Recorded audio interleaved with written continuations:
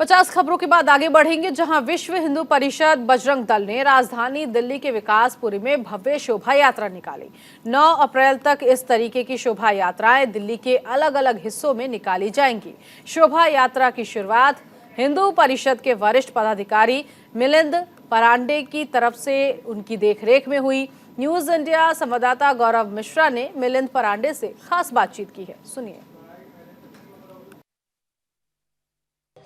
इस वक्त मैं दिल्ली के विकासपुरी में मौजूद हूं और ये जो शोभा यात्रा है विश्व हिंदू परिषद की तरफ से निकाली जा रही है। अब से इसकी शुरुआत हुई है, जहां पर विश्व हिंदू परिषद के वरिष्ठ पदाधिकारी मिलिंद परांडे भी मौजूद थे और इस शोभा यात्रा को झंडी दिखा करके रवाना किया गया है।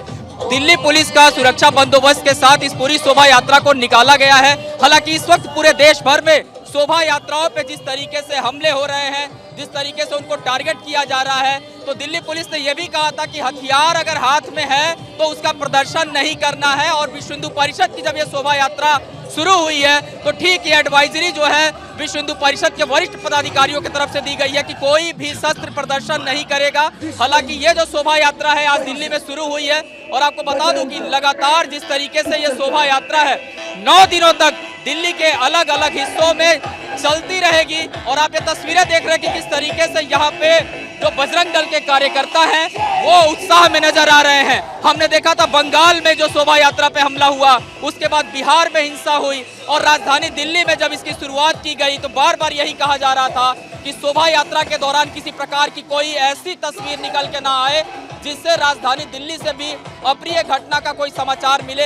लेकिन जब इस शोभा यात्रा की शुरुआत हुई उसके ठीक पहले एक पूरा जो रोड मैप था वो तैयार किया गया और दिल्ली पुलिस के वरिष्ठ पदाधिकारियों के साथ इस पर पूरा बातचीत किया गया और उसके बाद से इस शोभा यात्रा की जो शुरुआत है वो की गई है।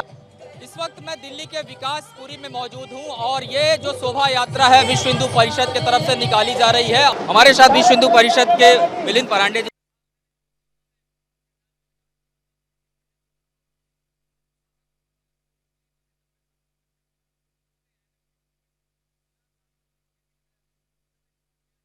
मिलिंद जी, जिस तरीके से एक भव्य शोभा यात्रा निकाली जा रही है, तमाम जगहों पे शोभा यात्राएं हुई, पत्थरबाजी भी हुई, किस तरीके से टारगेट किया जा रहा है शोभा यात्राओं? ऐसा है, हिंदू समाज का उत्सवों को टारगेट करने का प्रयास पूर्ण देश भर में हो रहा है और यह बहुत बुरी बात है। मुझे लगता है पुलिस प्रशासन ने ऐसे स्थानों की योग्य निगरानी करके किन मस्जिदों में शस्त्र रखे, किन मस्जिदों के ऊपर पत्थर जमा किए, इसके तरफ ध्यान देकर एक्शन लेने की आवश्यकता है। बंगाल में जो हुआ तमाम हिंदुओं को टारगेट किया गया, हमने बिहार में भी देखा हिंदू पलायन करने पर मजबूर है। ये किस तरीके का अराजकता फैलाया जा रहा लगातार? देखिए, हिंदू समाज को भी इन घटनाओं के बारे में सोचना ही पड़ेगा। अभी पलायन का नहीं, पराक्रम का समय आ गया है।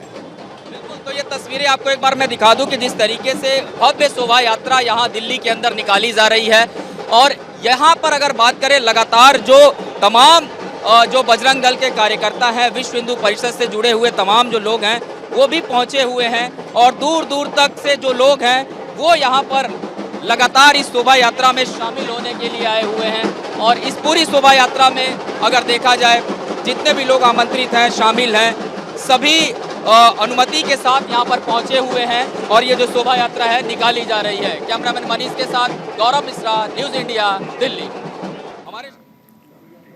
और आगे बढ़ेंगे, एक बड़ी खबर इस वक्त की आपको बता दें कि देश में तेजी से कोरोना के मामले बढ़ रहे हैं। ऐसे में पिछले 24 घंटे की बात की जाए तो 24 घंटों में कोरोना के मामलों में तेजी आई है। 24 घंटों में कोरोना के 4,435 नए केस दर्ज किए गए। बड़ी खबर ये, कुल एक्टिव मामलों की संख्या 23,091 हो गई है और 24 घंटों में 11 लोगों की कोरोना से मौत भी हो चुकी है। तो देश में कोरोना मरीजों की संख्या बढ़ रही है। हालांकि स्वास्थ्य महकमा की तरफ से लगातार यही कहा जा रहा है कि एक बार फिर से कोरोना के दस्तक होने की वजह से कोरोना प्रोटोकॉल का पालन करना जरूरी है। नए वेरिएंट की दस्तक हो चुकी है, इसीलिए सभी को आगाह किया जा रहा है। तो एक बार फिर से कोरोना संक्रमण ने रफ्तार पकड़ ली है। बीते 24 घंटे में 4435 नए केस दर्ज किए गए हैं। साथ ही साथ 24 घंटे में दिल्ली की बात की जाए तो दिल्ली में कोरोना के केसेस में 521 का इजाफा हुआ है। 521 नए मामले सामने आए हैं। वहीं कश्मीर से कन्याकुमारी तक कोरोना केस में बढ़ोतरी देखने को मिली है। अलग अलग राज्यों में कोरोना के मामलों में उछाल देखा जा रहा है। तो नया वेरिएंट बेहद खतरनाक बताया जा रहा है। कोरोना का नया वेरिएंट जिसका नाम है XBB.1.16 जो बेहद खतरनाक है। महाराष्ट्र में देखिए 3,532 केस दर्ज किए गए हैं। तो ये वो अलग अलग राज्य जहां कोरोना के केसेस पाए गए। केरल की बात की जाए तो 6,229, गुजरात की बात की जाए 2,214 केस आए हैं। तो अलग अलग राज्यों में इस तरह से कोरोना के केसेस बढ़ रहे हैं। आगे बढ़ेंगे, खबर कुख्यात गैंगस्टर दीपक बॉक्सर से जुड़ी हुई मिल रही है। दीपक बॉक्सर को आज सुबह मैक्सिको से दिल्ली लाया गया। दिल्ली पुलिस ने FBI की मदद से दीपक को मैक्सिको से गिरफ्तार किया था। कुख्यात गैंगस्टर की घर वापसी मैक्सिको से दिल्ली हुई है और ऐसे में उसे गिरफ्तार करने में FBI की मदद ली गई और एक बड़ी कामयाबी पाई गई है। तो दिल्ली पुलिस एक बड़ी कामयाबी हासिल करती हुई नजर आई। जब आज उसे दिल्ली एयरपोर्ट लाया गया तो वहां पर मीडिया कर्मियों का जमावड़ा नजर आया। तो कुख्यात दीपक बॉक्सर जो कि एक गैंगस्टर है, मर्डर समेत कई मामलों में ये वांछित चल रहा था। डकैती, लूट, चोरी जैसे मामलों में इसका नाम शामिल था और दिल्ली में भी मर्डर केस में ये फरार चला था, जिसके बाद इसको मैक्सिको से गिरफ्तार किया गया। खबर ये मिल रही है कि अलग अलग रास्तों से छिपते छिपाते ये मैक्सिको पहुंचा।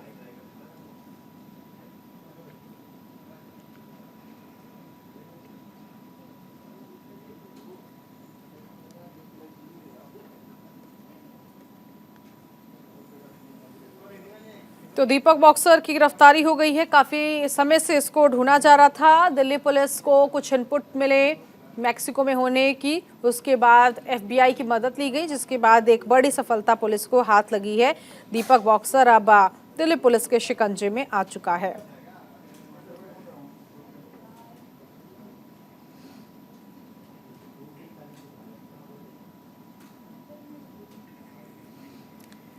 तो गैंगस्टर दीपक बॉक्सर गिरफ्तार हो चुका है। मैक्सिको से दिल्ली लाया गया है। गैंगस्टर दीपक बॉक्सर लॉरेंस बिश्नोई गैंग का गुर्गा बताया जाता है।